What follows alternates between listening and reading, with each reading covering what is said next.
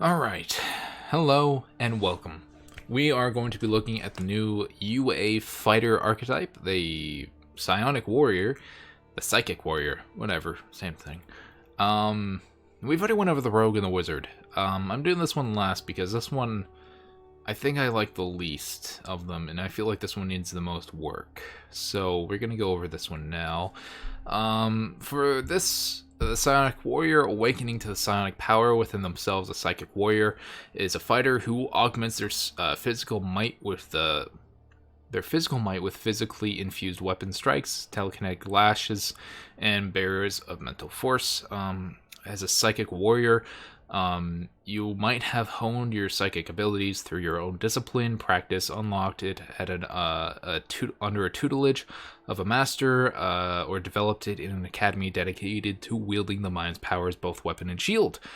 So thematically, it seems really fucking cool. Again, I like this, that it's adding into the world. It's giving you easy examples for which these characters might exist within your world and how to develop them into a world that's either emerging with these psionic type people, or a world that's long since had them, and or maybe these are rare individuals. So again, it's adding onto that, and I like that. Psionic armament. This is a 3rd and 10th level psychic warrior feature. You can channel your psychic power to magically augment your prowess. When you finish a long rest, choose whether to augment your defenses or your strikes. You choose the benefit lasts until you finish a long rest. So augmenting our defenses here. When you choose when you or a creature you can see within 30 feet of you takes damage, you can use the reaction to roll a d10 and reduce the amount of damage taken by the number rolled. When they reach 10th level, this class, the die increases to a d12. So this ability is kind of trash. At early levels, it's amazing. A D10, that could negate an entire attack. That's fantastic. But as it scales, I don't feel like it scales properly. A D12, I mean, it might negate one attack, but by 10th level, you're facing things that have multi-attack and a whole bunch of other things. And they hit a lot harder. So, I mean, it's nice, but this also reminds me of the Goliath class feature that doesn't scale all too well, where at early levels, like, yeah, you can negate up to a d8 or whatever it is in damage for them, but at higher levels, it's like, well, this would be a waste of a reaction. Like, they're better off to take that damage, and I'd be better off to save my reaction to possibly wait for an opportunity of attack. So if this were to scale a bit better, I think it would be nice. But then it all springs to mind of the Rune Knight that just came out. At 7th level, they gain defensive runes, and then they can add their intelligence modifier +1 to your allies' AC, or your within 60 feet. Like, that's so much better than this. So the augment defenses, I understand it's a 3rd level ability, and at early levels it's probably pretty good, but coming up to later levels, it's just, I don't think it's that great. I think it needs, maybe instead of a D12, change it to a 2D10 even. And that might make it a bit more worth it. And that way it might make worth investing your reaction. I would say maybe if this was to not only just reduce the amount of damage taken by like that one attack, maybe it could reduce the damage taken by all subsequent attacks. That way maybe a d12 would make more sense, or maybe 2d8, I don't know. But like, say, like I was mentioning how there's multi-attack. If someone attacks once, oh, you negated 8 points of the 12, so they take 4 points of damage. But then they go ahead and attack again immediately, and then they took the 12 points of damage.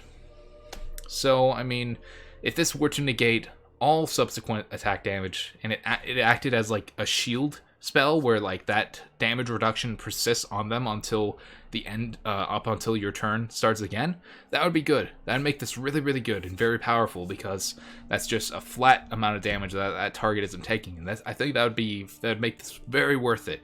And that's how I'd homebrew change this. But I mean, I'd hope that it would change like that. At that point, then I would say probably leave the D12, and all subsequent attacks are negated by that amount, which would be good, because You know, there are things like other fighters out there that have 4 or 5 fucking attacks in an action surge. I mean, negating one of those attacks is trivial. It's nothing. Now, as for the augmented strikes, once during each of your turns, when you hit a creature with a weapon attack, you can also do a d4 psychic damage to that target. Once you reach 10th level, the damage increases to a d6. Not bad. Not bad. I mean, it's not as powerful as some other things. Maybe, again, this could be something akin to following up on the own fighter's extra attack. Instead of it just being once per weapon attack, maybe it's every attack that they have, making this person want to invest more into the fighter. Because, I mean, like, I'm going to keep going back to the Rune Knight now, because the Rune Knight, they gain a Giant's Might feature. The Giant Might feature at 3rd level, it makes it 1d8 for each attack. So for each attack, you're hitting 1d8 additional to what you're doing. With this, you're just doing 1d4, and then after that, it's nothing. And it's dudding. Which, I don't mind at lower levels for the player to be not as strong or as powerful. It makes sense with this, but there's no real progression here. There's no real, like you don't feel stronger. It doesn't feel like it's going to make it, like, last any longer. Like, I feel like this and the other one should, this should last throughout your entire round of combat. And I don't think that's too much to ask, because, again, the Giant's Might, it's a d8, and then it's it's either a d6 then a d8, or a d8 and then a d12, or a d10, pardon me. But either way, that it persists throughout your entire round of combat, and for a minute, and it's just kind of there, you know? Like, it doesn't feel all too powerful. I feel like it could be buffed. I feel like that'd be okay if it was buffed. An additional d4, especially at lower levels on each round of combat, I don't feel like that's too much to ask. I mean, by 5th level, that's 2d4 additional damage until 11th level, and then it becomes 3d6, which then it starts to pick up, and then there's a scaling chart of exponential damage potential there. But like, that'd be fine. Like, I don't see that as too much. I see that as quite badass, and really like, it shows that the augment is taking hold. And then it would also compete with the augment of defenses, where if we change it to how not only does it negate the one hit, it negates all the hits for that creature's turn up until when your turn starts, like a shield spell, then I think that these two abilities with their scaling dice would be really good. But otherwise, right now, they're not good. I don't feel like they're enough. They don't really keep up even with some other classes, the other archetypes that they've recently added with the Rune Knight. So, like, I think it's really cool. It has a lot of potential. There's a lot of choice. Do I augment defenses as my allies, or do I do more damage for the day? I like that there's a choice and there's consequence to what you're going to be doing. But otherwise, this is just not that good, which is unfortunate. But I can see, I think that they will improve it. An interesting one that we gain. Telekinetic Hand as well at 3rd level. You learn the Mage Hand cantrip. You can cast it without components, and you can make the Spectral Hand invisible. Intelligence is your spellcasting for the spell. So, pretty nice. A nice little addition. Nice little... there's a lot of things you can do with Mage Hand, so long as you remember you have it. But, I don't know. It does feel somewhat appropriate, but I feel like maybe they could add a little bit more onto this. Maybe not necessarily making it so that the Mage Hand could wield, like, a light weapon or something akin to a light weapon, or maybe even a martial weapon.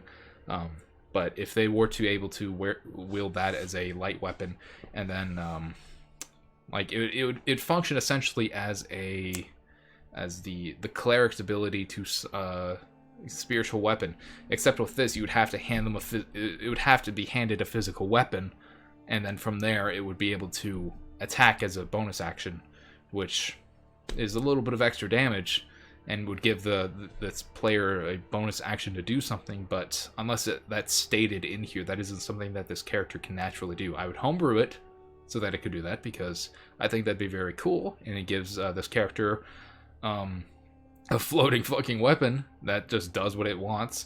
And I think that adds to the telekinesis of and the thematic feel of the Psionic Warrior here, but it doesn't do that, and I don't know why. Like, yes, I know that the fighter already gets a lot of extra attacks eventually, but why not just give them this? I'm fine with that. I'm fine with people being a little bit badass. But, yeah. Anyways, Strength of the Mind. 7th level Psychic Warrior feature. As a bonus action, you can telekinetically lash out at a creature you can see within 20 feet of you. The target must make a strength saving throw against a DC 8 plus proficiency bonus plus intelligence modifier. On a failed save, the target takes force damage equals 2d6 plus your intelligence modifier and telekinetically moves 15 feet directly toward or away from you, your choice. On a successful save, it takes half as much damage and isn't moved. You can use this feature a number of times equal to your intelligence modifier, minimum of once, and you can use and regain expended uses on a long rest. I think this would pair pretty nicely with the telekinetic hand if the hand could in fact attack as well. It would really emphasize just having all these telekinetic powers. In one side of you, you have a sword that's floating, or an axe or whatever, and it's preparing to swing down on somebody, but then you see somebody else that's maybe rushing up towards your mage, and then you go ahead and use your bonus action to pull them towards you, and then you take your turn on smacking them. Maybe you even have, what's that one ability called? The Sentinel feat. And so they're probably not going to get away from you. And, yeah, so I mean, like, there's a lot of potential here. There's a lot of potential. I really like Strength of the Mind. On its own, it's really good. But the things that come previous to it, it doesn't really make up for, so to say. So I want to see more. Anyways, Telekinetic Bulwark. When you take the attack action at 10th level, you can forego one of your attacks to project a bastion of psionic power in a 10-foot radius around yourself. It lasts for 1 minute, or until you're incapacitated. For the duration, you and your allies in that area gain the benefit of half cover and have advantage on strength saving throws. Once you use this feature, you can't do so again until you finish a long rest, or until you use a second wind feature. So this is neat. It's neat in the fact that we can regain this on a second wind feature. I don't think any other fighters have that. I do like that it adds a certain benefit towards the group as well. You're playing more of a support role, especially if benefiting from half cover and advantage on strength saving throws. Like, this is nice. I think there's some small room for improvement. Maybe increase it to 15 feet instead of 10 feet. But I mean, 10 feet radius is still quite a bit. Yeah, so this is a pretty cool ability. I really like it. But again, I feel like the previous abilities before it don't really equal out, but we'll see. Agonizing Strikes at 15th level, the Psychic Warrior feature. You can channel your Psychic Agony. You can channel Psychic Agony, pardon me, when a creature with a weapon attack. When you hit a creature with a weapon attack, you can also deal 2d10 psychic damage to that target and force it to make a Constitution saving throw against a DC 8 plus proficiency bonus plus your intelligence modifier. Unless the save succeeds, the target falls prone and it suffers disadvantage on ability checks until the end of your next turn. You can use this feature a number of times equal to your intelligence modifier and regain all uses when you finish a long rest. So this is pretty cool. I do like this a lot. This adds a lot of potential psychic damage that you can just burst out within one round of combat, especially to get up to 20th level fighter. Also, with knocking something prone just because of some psychic damage that they can't see, that's fucking hilarious. Like, it's like, God, I'm trying to think of the movie right now, or the show. I just picture someone being knocked down with a giant club, but like the club didn't initially do enough force damage, but then all of a sudden like this magical energy pulses out from it, and then they just like fucking splat on the ground. And then as well, if you do this at the beginning of your turn and they're prone as a melee attack, that's advantage for the rest of your rounds. So this is very, very powerful. And yeah, so I really like this. I don't like that it's a long rest. Actually, I kind of do. I'm kind of conflicted. It's a very powerful ability. I can see why it's on a long rest. So that's kind of fine. I don't know how about playtesting it with a short rest or a long rest would be, but long rest kind of makes sense. It is very powerful, and probably would be abused a lot more on a short rest.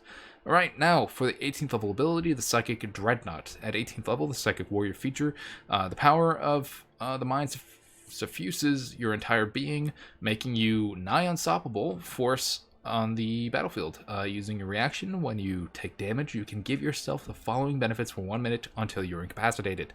At the start of each of your turns, you regain 10 hit points. Your walking speed increases by 10 feet. If you're prone, you can stand up, spending 5 feet of movement. Once you use this feature, you can't do so until a long rest. So this is essentially akin to how the Paladin's 20th level feature would go. One of them, again, is of course regaining 10 hit points. This is really nice. So not only do we have our second wind feature now for healing ourselves, we also have this ability for healing ourselves. I really like this. It could be... Oh, that could be really dark. It could be like, instead of like how some people like to portray healing spells normally, is it's through necromancy or through evocation. It depends on what the dungeon master wants or the current edition. But with this is just pure psionic energy. Maybe it's just psionic energy just pushing the wounds closed and then like stitching them at the same time. I don't know, something a little bit crazy, but yeah, maybe maybe this kind of healing would leave more scars than it would like with the natural healing from the evocation spells do these days, or necromancy. But increasing your walking speed, that's always nice. If you're prone, stand up by 5 feet. It's not bad. I mean, overall, this is okay. I think the prone, like, it's beneficial. It fits into the Dreadnought feel, but there's also, you know, I guess you don't need to take the athlete feat for that, but you might want to take the athlete feat for the climbing speed. So at what point at that point, then this becomes pointless for that little addition there. The increased walking speed is always nice. It lasts for 1 minute. I mean, like, it's cool, you know, like, it's really cool, but it's not necessarily as cool to me as, say, the rogue's ability with their Ren Mind ability. Like, it's supposed to add up, and like, now all of a sudden we have this Dreadnought ability, we have the Agonizing Strikes, we have our augment defenses, we have our augment strikes, we have our telekinetic hand, we have our strength of mind, we have all these abilities in which we're just a fucking force to be reckoned with. But again, I keep going back to these 3rd and 10th level abilities with the augment defenses and the augment strikes. I want to see an improvement there. I even want to see an improvement with the telekinetic hand. I'm completely fine with handing the hand an additional, like, a +1 like short sword or something like that. That's an extra d6 damage I can do as a bonus action while I'm not using my strength of mind feature. So I'll always have something to do as a bonus action, and I won't feel like, oh, should I use my strength of mind here or not? So I mean, I think that'd be cool. I think that'd be okay, but you know, what do I know? The telekinetic bulwark, again, I think increasing that to a range of 15 feet would be a bit better, but you know, like, I think that works as well. Just for the duration, the allies have benefit of half cover and have advantage on strength saving throws. Maybe instead of half cover, it could be like 3/4 cover. Really? I don't think that'd be too much to ask. 3/4 cover. But, because that is only useful for ranged attacks. And I think 3/4 cover would be way more beneficial and a lot more intimidating. But yeah, I think I'm going to leave that there. I don't really have much else to really say about it. I want to see this one improved. I want to see it, there's a lot of potential here, just like with the rogue and the wizard already have exhibited. But this one, I feel like, with the aspect, the augment strikes and the augment defenses, like, that needs to be worked on a bit and improved. But otherwise, yeah, I think that this fighter might be worth giving it a whirl. It might be... I don't know if it's worth multiclassing into right now, just because of how, generally, if multiclassing, you want to go with, like, what are the immediate benefits and gains from class features I would gain with the archetypes, and I don't know if this is worth it. I think it'd be better going down the Rune Knight path if you're looking to deal more, just technically more damage and be more of a defensive party member to your group overall. So I'm conflicted. This has a lot of potential, but I feel like it's not quite there yet. Yeah, thank you for watching. I hope you've enjoyed. Please leave a comment, a like, subscribe, and all that jazz. It helps out. I'm close to 140 subscribers now. These past videos are pretty fun to make, and thank you for joining me if you did. Have a good one.